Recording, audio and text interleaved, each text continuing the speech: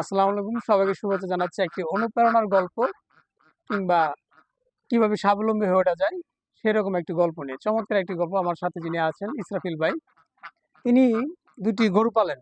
গাবি মানে দুগ্ধবতী গাবি আর কি, দুধ দেয় এরকম দুটি গরু পালেন।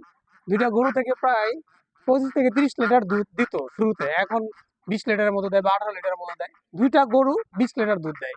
তো আমি যদি ধরি একটা 1 কেজি দুধের দাম 100 টাকা ধরিয়া পেরেছে, তাহলে 20 লিটার দুধের দাম দৈনিক কত আসতেছে?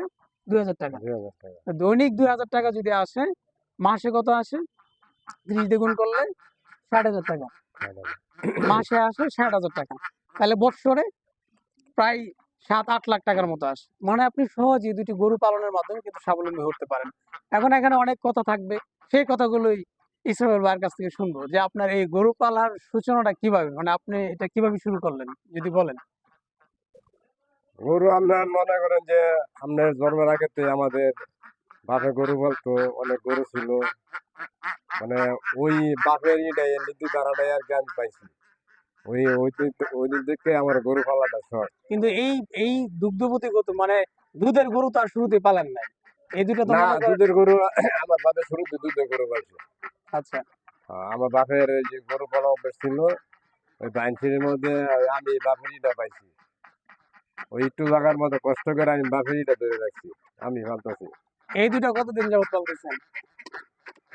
আমি এনে গরু পালতেছি, এই দুটার কথা বলছি। এই দুটা পালতেছি আপনি প্রায় 8-9 মাস। তাহলে আপনার শুরুতে 8-9 মাস ধরে পালতেছি। আবার ওটা পালতেছি প্রায় 3 বছর ধরে। এখানে যে হ্যাঁ একটা হ্যাঁ, আছে। এটা বাছুর সহ কিনে আনছিলাম 2,25,000 টাকা জায়গায় এটার মারে। এটা আমি পালতেছি আমরা 3 বছর ধরে। হুম। আর এটা এটা আমার এনে গাভিন হয়েছে, আমার এনে দিয়েছে। ওটার ওই যে হার বছর ওইটা আবার 3 মাসে প্রেগনেন্ট। আর এইটা এটা এটা কতদিন হলো? এটা আপনার পালতেছি 6 মাস ধরে। এটা আমি কিনে আনছিলাম 1,83,000 টাকা দিয়ে। মানে এটা 6 মাস ধরে পালতেছি। এটা মোটামুটি ভালোই দুধ দিতেছে আমার এটা, কিন্তু এটা আরো হিটে আসে নাই। তাহলে আপনি এই যে গরু পালার মাধ্যমে যে দুধ পাচ্ছেন, আপনার এখানে কষ্ট হচ্ছে, মানে বিভিন্ন খরচও যাচ্ছে। খরচ হ্যাঁ, বলতে এক মাসে কেমন টাকা খরচ যায় এই যে খড় বা অন্যান্য ভুসি খাবার দাবারে? আপনার এক মাসে 2 গরু খাওয়া দাওয়া নিচে 20,000 থেকে 22,000 টাকা খরচ হয়।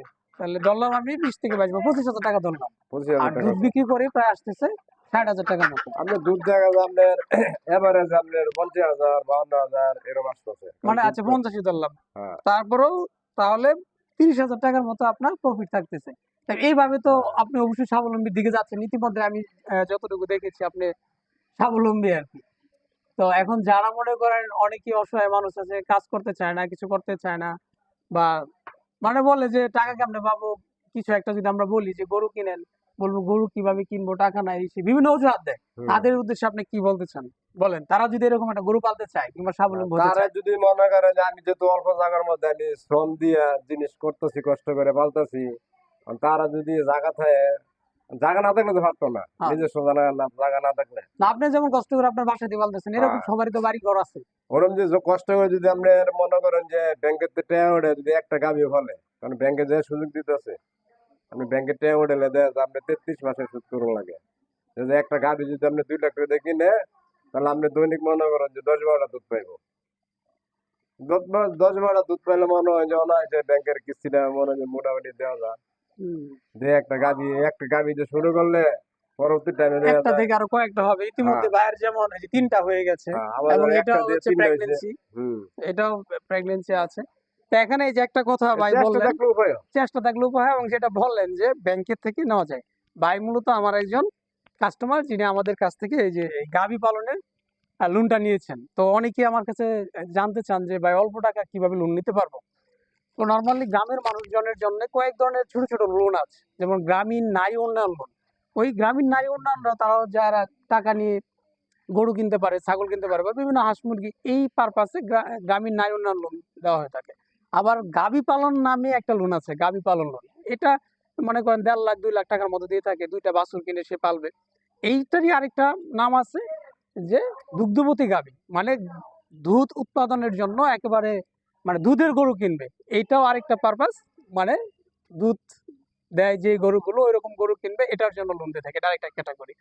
তো এরকম ছোট ছোট কিছু লোন আছে যে লোনগুলো দিয়ে আসলে গ্রামের অসহায় মানুষদেরকে স্বাবলম্বী করা যায় সহজে, এবং যেটা ভাই আমি দেখতে পাচ্ছি এবং আমি নিজে রিসার্চ করে দেখেছি যে এটা চমৎকার। প্রতি মাসে যদি 20-30 হাজার টাকা থাকে, একজন মানুষ চাকরি করে 20-30 হাজার টাকায় পায়।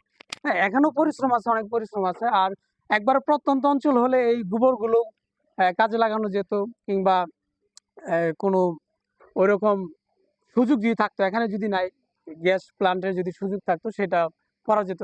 তো ইসরাবেল ভাই খুব ভালো মানুষ, উনি নিয়মিত এই যে দুধ বিক্রি করেন, আমাদের ব্যাংকে নিয়মিত লোন পরিশোধ করেন, এবং উনি এই যে লোন নিয়ে গরুটা কিনেছিলেন, এবং এখন আমি দেখতে পাচ্ছি চমৎকার স্বাবলম্বী মানুষ। আমি আসলে দুধ গরুটা দেখার জন্য আসছিলাম, তারপরে মনে হলো যে অনেকেই জানতে চান বা বলেন যে কিভাবে ঘুরে দাঁড়ানো যায়, এভাবে মানুষ ঘুরে দাঁড়ায়।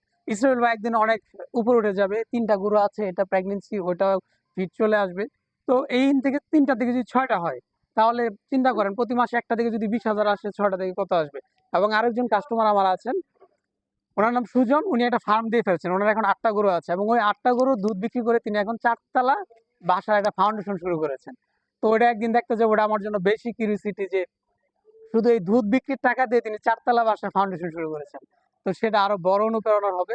তো যারা বলেন অনুপ্রেরণা খুঁজে পান না, আসলে সবকিছু হচ্ছে ইচ্ছা এবং পরিশ্রম। বাইরের পরিশ্রম হচ্ছে গরু পালা, অনেক পরিশ্রম, ঘাস লাগে নিয়মিত, তাই না? হ্যাঁ, নিয়মিত প্রতিদিন ঘাস কাটতে হয়, খড় লাগে, পানি, এক্সট্রা অন্য রকম। আপনি এক্সট্রা খাবার দেন কোনো এই দুটাকে? আমি এক্সট্রা মাঝে ভুসি দেই, আপনার এই যে খাদ্য দেই, এটাই। হুম। আর দুধ তো হাতেই বানান দুধ আমি নাকি নিজেই মেশিন বানাই। দিয়ে বানান? না, দুধ আমি নিজেই বানাই। তাহলে দৈনিক 20 লিটার দুধ ভাই হাতে বানান, মানে বিশাল ব্যাপার। আমি যখন গ্রামে এটা ছিলাম, ফার্স্টে কষ্ট হয়েছিল আমি দুধ দেখেছি বানাইতে, যে যে 1-2 যে কেজি আপনার দুধ মনে পাঠাইলে করেন যে হাত ব্যথা হয়ে যায়। আপনি যে ফার্স্টে অনেক কষ্ট হয়েছে যে আমি গরু পালতামই না। পরে আস্তে আস্তে আস্তে আস্তে মনে করেন যে হয়ে গেছে। এখন তো ভালো লাগে যে যত হ্যাঁ, দুধ দিবে ততই ভালো। হ্যাঁ, এখন এখন ভালোই লাগে, অভ্যাস হয়ে গেছে। দেখ, আপনার মানে ভবিষ্যৎ প্ল্যান কি? যদি আরো জায়গা জায়গা থাকতো, যেটা শুনেছি, তাহলে তো আপনি একটা ফার্ম দিয়েই ফেলতেন।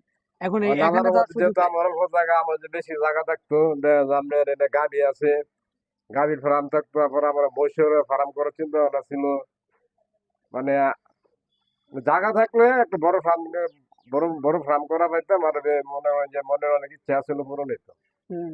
ভাইয়ের ইচ্ছা শক্তি আছে, পরিশ্রমও করে যাচ্ছেন, একসময় উনি অনেক বড় হবেন। এই গরু পালনে কিন্তু তিনি সীমাবদ্ধ নয়।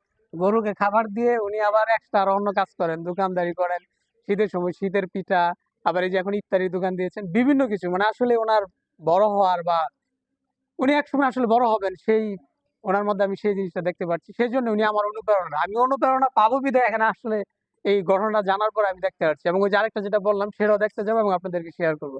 তো সবাই ভালো থাকুন, সাথে থাকুন, এবং ইসরায়েল ভাইয়ের জন্য অনেক অনেক শুভকামনা। আমাদেরকে সময় দেওয়ার জন্য অনেক ধন্যবাদ। সবাইকে অনেক ধন্যবাদ। আল্লাহ হাফিজ।